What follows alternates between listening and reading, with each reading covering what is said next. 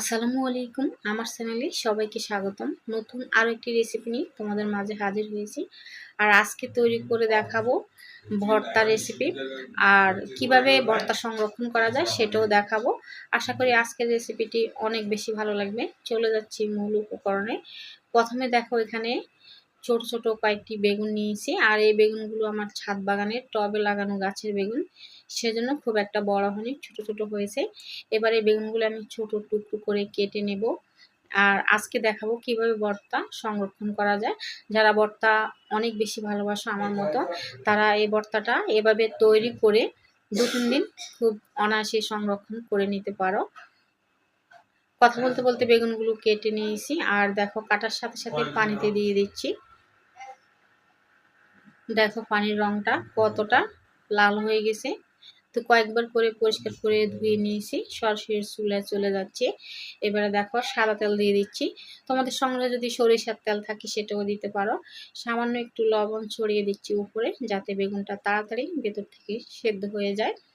নেড়ে নিচ্ছি। এবারে এখানে কিছু উপকরণ অ্যাড করছি। দেখো দিয়ে দিচ্ছি ছোট ছোট কয়েকটা রসুনের কলি, অফ ক্যামেরা খোসা ছাড়িয়ে কোয়াটা আলাদা করে রেখেছিলাম। দিয়ে দিচ্ছি কাঁচামরিচ। সম্পূর্ণ উপকরণগুলো নেড়ে নিচ্ছি। নেড়ে নেওয়ার পরে ঢাকা দিয়ে রাখবো কয়েক মিনিট। স্লো আছে ঢাকা দিয়ে দেবো, যাতে ভেতর থেকে একদম সিদ্ধ হয়ে যায়। ওদিকে বেগুনগুলো সিদ্ধ হতে থাক। এদিকে দেখো আমি একটি টমেটো নিয়েছি।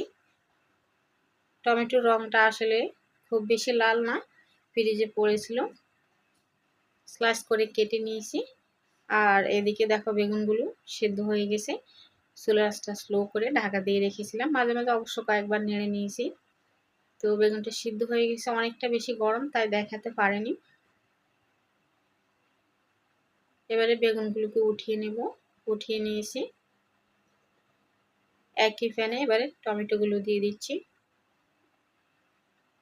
উপর থেকে একটু লবণ ছড়িয়ে দেব, যাতে টমেটো ভালোভাবে সিদ্ধ হয়ে যায়, তাড়াতাড়ি হয়ে যায়। উল্টিয়ে দিচ্ছি। চুলার আঁচটা স্লো করে আবারও ঢাকা দিয়ে দেব, যাতে টমেটোটা ভেতর থেকে খুব সুন্দরভাবে সিদ্ধ হয়ে যায়। আর এই মুহূর্তে ছোট্ট একটি অনুরোধ করব, আমার আজকের এই রেসিপি যদি এতটুকু ভালো লেগে থাকে তাহলে একটি লাইক করে দিও প্লিজ। তোমার একটি লাইক আমার এই রেসিপিটা অন্যদের কাছে পৌঁছাতে সাহায্য করবে।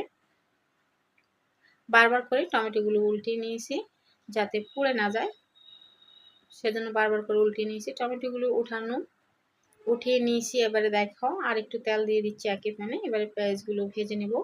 তোমরা চাইলে কাঁচা পেঁয়াজ দিয়েও ভর্তাটা তৈরি করে নিতে পারো, সেক্ষেত্রে টেস্টের একটু হেরফের হবে। পেঁয়াজটা যদি এভাবে ভেজে দাও তাহলে কিন্তু ভর্তার স্বাদটা বেড়ে যায়। আর সংরক্ষণও করা যায় খুব সহজে, ভর্তাটা নষ্ট হয় না। পেঁয়াজগুলো উঠিয়ে নিয়েছিলাম। এবারে দেখো দিয়ে দিচ্ছি শুকনো মরিচ। চুলার আঁচটা একদম স্লোতে রেখে অনবরত নেড়ে মরিচগুলো ভেজে নেব, যাতে পুড়ে না যায়, আবার যাতে মুসমুসো হয়ে যায়। মরিচটা ভাজা হয়ে গেছে। এবারে দেখো প্রথমে যে কাজটা করবো সেটা হলো মরিচের মধ্যে একটু লবণ দিয়ে প্রথমে মরিচগুলো ভেঙে নিচ্ছি হাত দিয়ে। এবারে পেঁয়াজটা মেখে নিচ্ছি মরিচের সাথে।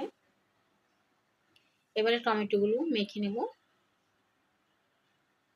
এই ভর্তাটা যদি সরিষার তেল দিয়ে করা হয় সেক্ষেত্রে কিন্তু টেস্টটা আরো বেশি দ্বিগুণ হয়ে যায়।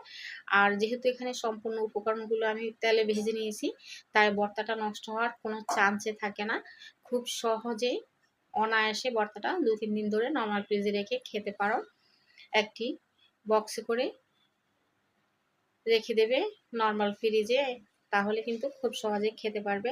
আর এদিকে দেখো আমি মরিচ ভাজার যে তেলটা ছিল সেখান থেকে কিছুটা তেল দিয়ে দিচ্ছি। এবারে দিয়ে দিচ্ছি ধনেপাতা কুচানো। বর্ষাকালীন যে ধনিয়াগুলো হয় সেগুলো আমি এখানে ব্যবহার করছি। ভর্তাটা তৈরি হয়ে গেছে। এবারে পরিবেশন করে নিচ্ছি। গরম ভাতের সাথে কি যে মজা লাগবে কি বলবো। আজকে আর আমার বাসায় অন্য তরকারি খাওয়া হয়নি, শুধুমাত্র ভর্তা দিয়ে সবাই ভাত খেয়ে নিয়েছে। তো কেমন লাগলো আমার আজকের এই বেগুন টমেটোর ভর্তা রেসিপি? ভালো লাগলে একটি লাইক করে দিও প্লিজ। আর প্রতিদিন এরকম নতুন রেসিপি পেতে আমার চ্যানেলটি সাবস্ক্রাইব করে পাশে থেকো। আর তোমরা চাইলে এভাবে করে বক্সে বড় নর্মাল ফ্রিজে রেখে দিতে পারো। কেমন লাগলো ভর্তা? ভালো লাগলে একটি লাইক করে দিও। আল্লাহ হাফিজ।